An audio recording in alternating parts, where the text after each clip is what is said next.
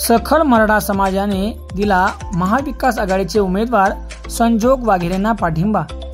महायुती सरकारने मराठा समाजाला आरक्षण देण्याचे आश्वासन दिले, परंतु ती आश्वासनाची पूर्तता न केल्याने महायुती सरकारवर मराठा समाज खदखद व्यक्त करत रोष काढण्यासाठी शिवश्री मनोज जरांगे पाटील साहेब यांच्या आदेशाचे पालन करत प्रस्थापितांना पाडण्यासाठी रायगड जिल्ह्यातही सकल मराठा समाज आक्रमक झालाय।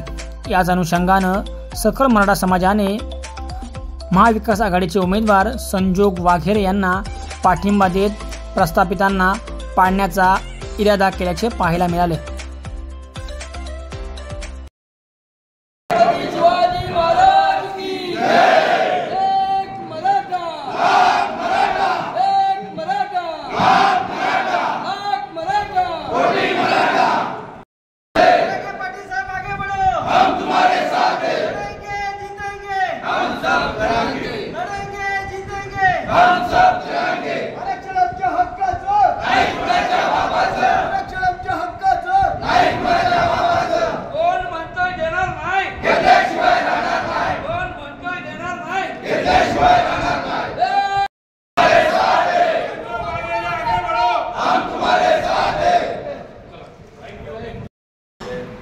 जरांगे पाटलांच्या अगोदर आपण मुखमोर्चा, त्याच्या अगोदर आपण काही बैठका, या सगळ्या गोष्टी ज्यावेळेस करत होतो त्यावेळेस माझा खारीचा वाटा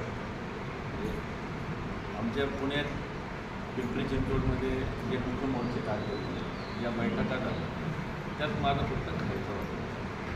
आत्ता नंतर आपण जरांगे पाटलांच्या मार्गदर्शनाने जरांगे पाटलांनी ज्या पद्धतीनं जी सुरुवात झाली आणि जो पहिला त्यांच्यावरती आघात झाला त्यावेळेस सुद्धा माझा खर्च वाटतो। मी काय फार मोठा माणूस नाही किंवा मी फार मोठं काही केलं असंही नाही। एक खारीचा वाटा, एक मी मराठा म्हणून, एक समाजाचा एक बांधील म्हणून त्या ठिकाणी मी काम केलेलं आहे। आणि हे सगळं करत असताना मला माझ्या जातीसाठी किंवा मला माझ्या समाजासाठी, जसं साहेबांनी सांगितलं की आपण काय करा, हा एक संजोग की तो आपल्या मराठा समाजाबरोबर आणि मराठाचा प्रतिनिधी म्हणून तुमच्या सगळ्यांच्या आशीर्वादानं संसदेमध्ये जाईल आणि संसदेमध्ये सगळ्यात पहिला जर आवाज उठवून तो संजोग वाघेरे आणि हा आवाज फक्त म्हणजे मी इथं तुमच्या सगळ्यांच्या समाधानासाठी किंवा तुमचं मत मला मिळावं यासाठी नाही। जसं महाराजांनी सांगितलं की मी पण माळकरी, म्हणजे मी पण एकादशी म्हणजे आणि या सगळ्या गोष्टी करतो। मी जवळजवळ 25-30 वर्ष झाले माळ आणि वारकरी संप्रदायामध्ये मी काम करतो आहे। आमची स्वतःची दिंडी पण आहे कारवारी जो महाराष्ट्राचं।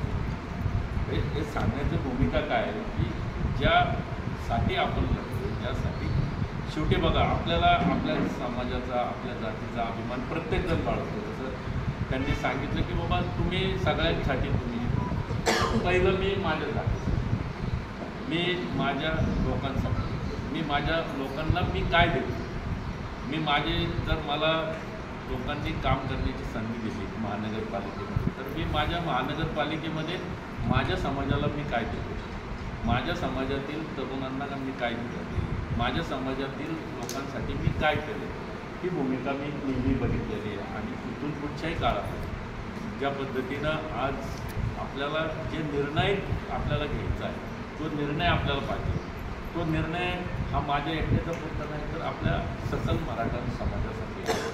आणि समाजामध्ये म्हणजे आपल्या समाजातील लोक काही आमच्याकडे पिंपरी चिंचवडमध्ये झोपडपट्टीमध्ये सुद्धा की ज्यांना आर्थिक चणचण आहे, आर्थिक याच्यामधनं ते अजून वरती आलेले नाही किंवा त्यांची परिस्थिती त्या पद्धतीनं नाही, ते त्यांच्या मुलांनासुद्धा शिकू शकत नाही, त्यांच्या मुलांना ते नोकरी लावू शकत नाही। तर ह्यांच्यासाठी सुद्धा काम करायची जबाबदारी माझीच आहे। मग मी जर त्या ठिकाणी तुमचा प्रतिनिधी म्हणून ज्यावेळेस मी काम करेल त्यावेळेस माझी जबाबदारी माझ्या लोकांसाठी आहे। माझ्या लोकांना मी काय देणार हे मी पण बघितलं पाहिजे, कारण मी आपल्याला एवढा शब्द देतो की आपल्या समाजासाठी, मराठा समाजासाठी जे आरक्षणाचा जो विषय आहे त्या विषयासाठी लोकसभेमध्ये भक्कमपणानं बाजू मांडण्यासाठी मी त्या ठिकाणी जाईल. मी रंग बदलणार नाही आणि कधीच रंग बदलणार नाही. तुम्ही ज्यावेळेस मला म्हणजे तुमचा माझ्यावर इतका अधिकार आहे की माझं जर कुठं चुकलं किंवा मी कुठं कमी पडत असेल तर माझं कान भरायचा अधिकार सगळ्यांना आहे, म्हणजे आपल्या समाजातील सर्वांना आहे. की असं म्हणजे जसं साहेबांनी सांगितलं की बाबा हक्क जिथं कुठं असतो जेव्हा आपला असतो, जो आपल्यासाठी मानतो, जो आपल्यासाठी खरंच प्रेमाने येतो आहे का नाही, जो आपल्या समाजासाठी खरंच येतो का नाही. मला मी आत्ता माझ्या डोळ्यात मगाशी पाणी आलं की माझा समाज माझ्यावरती किती प्रेम होतं. माझ्यासाठी काल मीटिंग झाली आज तुम्ही या ठिकाणी परत 9 वाजता या ठिकाणी आलात, हे याच्यावरून लक्षात येतं की आपल्या मनामध्ये किती चीड आहे. तर ह्या चिडीला कुठंतरी आपल्याला न्याय द्यायचा आणि आपल्याला आपल्या समाजासाठी या ठिकाणी भांडायचं आहे आणि हे बळ हे तुमच्यामुळं मला मिळणार आहे. आणि निश्चितच मी त्या ठिकाणी आपल्या समाजासाठी, आपल्या हक्कासाठी निश्चित त्या ठिकाणी मी भांडेल आणि ते करून जोपर्यंत होत नाही. मी मागच्या आमच्या मावळ विधानसभेच्या मिटिंगमध्ये सांगितलं की ज्यावेळेस समजा लोकप्रतिनिधी करायची जबाबदारी माझ्यावर मिळेल आणि जोपर्यंत आपल्या मराठा समाजाचं आरक्षण होत नाही तोपर्यंत कुठलाही सरकार घेणार नाही, कुठलाही नारळ हार या बाबतीतला मी तो निर्णय त्याविषयी आमच्या सगळ्या लोकांच्या देखील सांगितलं. कारण समाजासाठी आपल्याला भांडायचं, तर समाजासाठी का भांडायचं, तर आपला समाज कुठंतरी चांगल्या पद्धतीनं आज बेरोजगारीमध्ये किंवा या सगळ्या गोष्टींमध्ये आपला समाज फार मार्ग आहे.